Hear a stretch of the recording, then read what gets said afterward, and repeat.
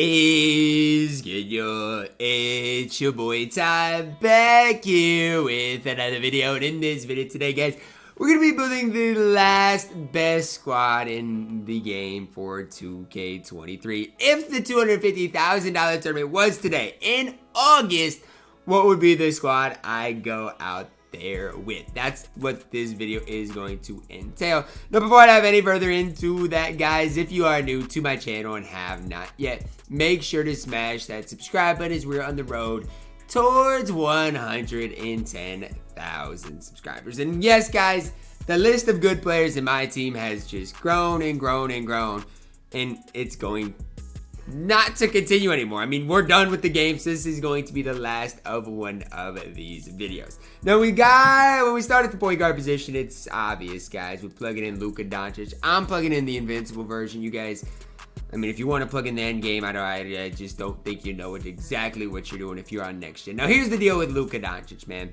The most unguardable card in the entire game, and I don't even think it's particularly close. Like, there is nobody that is nearly as unguardable as Luka Doncic. Because the thing is, I mean, I get some people like MJ, for example, you might get absolutely cooked by, and he might green a wide open shot, and he hits lightlies too. But for Luka, I mean, even if you play good defense, he will still burn you. That is the toughest part about Luka Doncic. The most annoying part about playing against Luka is even when you play good defense, there's no good defense for Luka. And he is the most broken card in the entire game. And yes, if it was today, Luka Doncic on next gen would be my starting point guard. Shooting guard position, no questions asked. KD. Literally no question. You don't even have to ask me a question. And it's KD every single day of the week on who my starting shooting guard is going to be. The more I play with Kevin Durant, the more I love the card. And it's on both current and next gen. It doesn't matter. The card's probably better on next gen because at least from the corners, he can shoot threes. And on current gen, he does step in. But it doesn't matter. His release is super quick. His movement is very solid. There's no flaws in Kevin Durant at all. You talk about a card that can do it all on both ends of the court.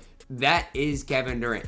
Good movement for being 6'9". His release, absolutely incredible. The dude is nearly impossible to guard, and he can guard your opponent's primary ball handler, although I prefer putting him on that secondary ball handler. I love KD in general, and if you are looking for the top shooting guard in the game for a decent value, what is he, 40,000 MT, pick up Mr. KD.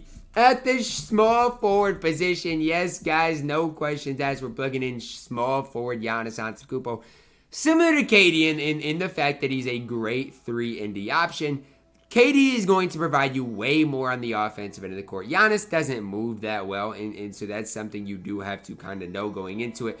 On the flip side of things, though, guys, Giannis is 6'11". Giannis is probably one of the best, if not the best, on-ball defender in the entire game. And so, I mean, KD gives you a little bit more as far as handling the ball. That is why he does play at that shooting guard position. Whereas Giannis at that 3, at that small forward position, does so much for you and your specific squad, especially on that defensive end of the court.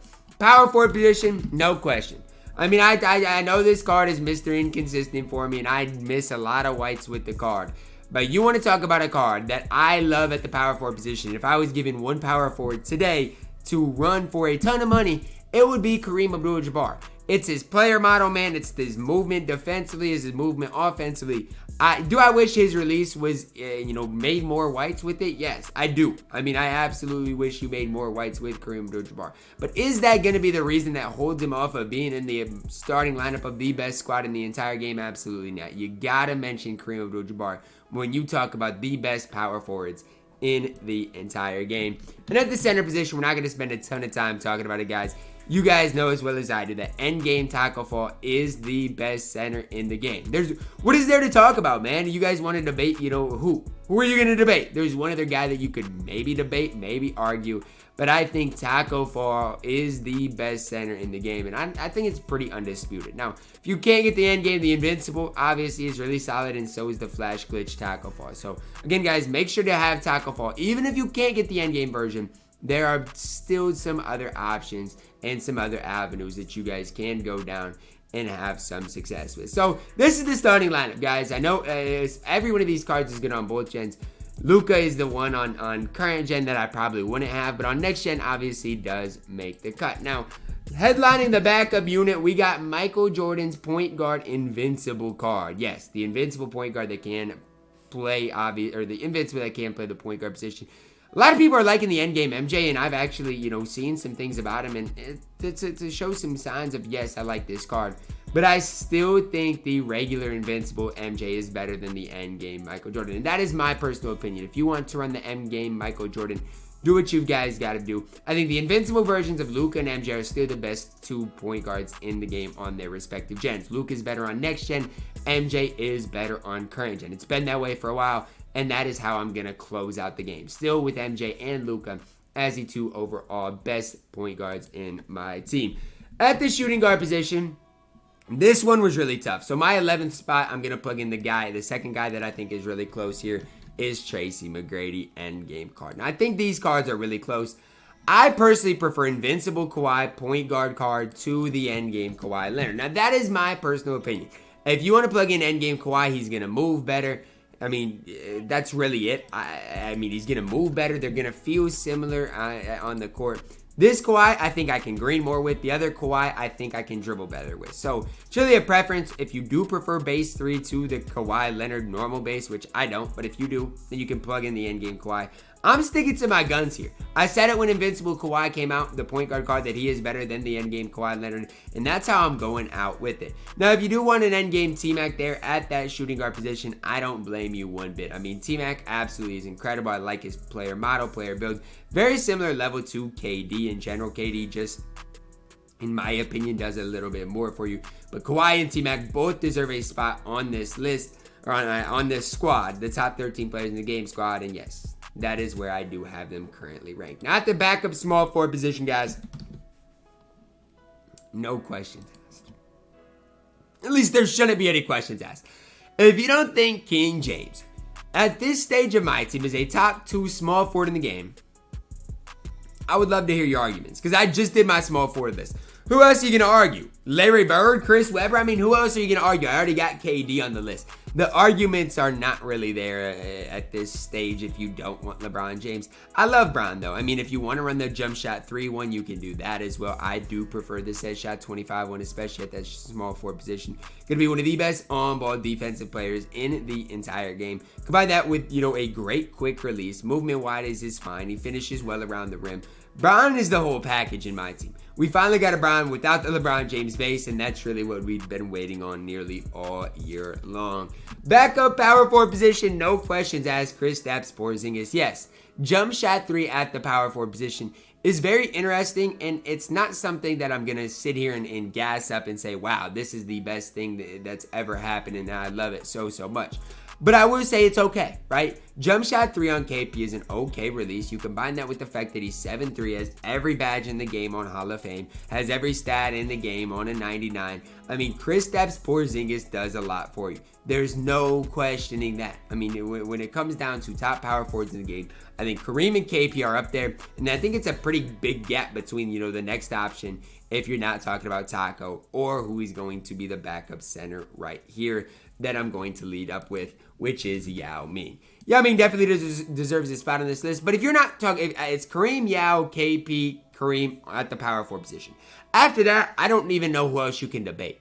I mean, I really don't. And so I know I'm dropping my power forward list very soon, and Kareem and KP are going to be at top of that. But I don't know who else is going to be on that. James Wiseman, Ralph Sampson. I mean, Mark Eaton, where do we go at that power forward position? I think it gets pretty tough, so I'm very intrigued to see what happens there. But Yao Ming was set shot 25. He's still 7'6". Movement-wise is going to be good. The only thing that really changes is from him in the old cards is his release. And he's going to be a lot quicker on the court, which his set shot 8 release was good. It just wasn't nearly as quick as the set shot 25 release. And I know from the corners it's not always great, but from like the top of the key, it sometimes helps.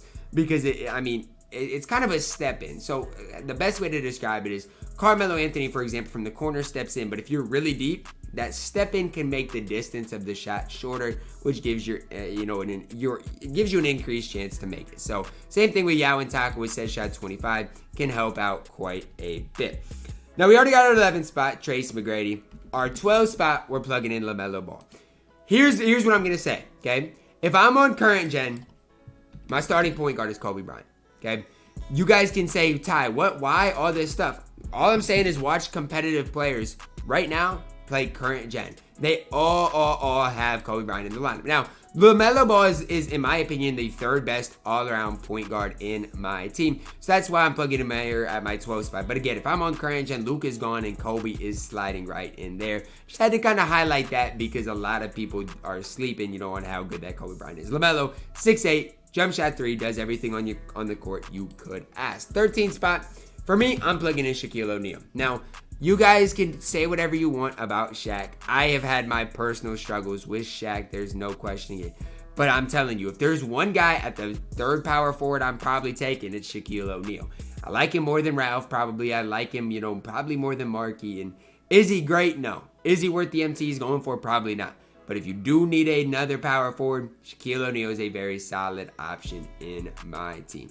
So that's going to wrap it up for the best squad you can build in my team right now. The 250K tournament was today. On next gen, this is the squad I would go out there with. On current gen, probably just replacing Luka with Kobe Bryant. Let me know your thoughts on this squad down below in the comments. Who's that too on, too low on? Drop a like on the video, subscribe if you already do it. As always, man, I love you guys, and have a blessed day.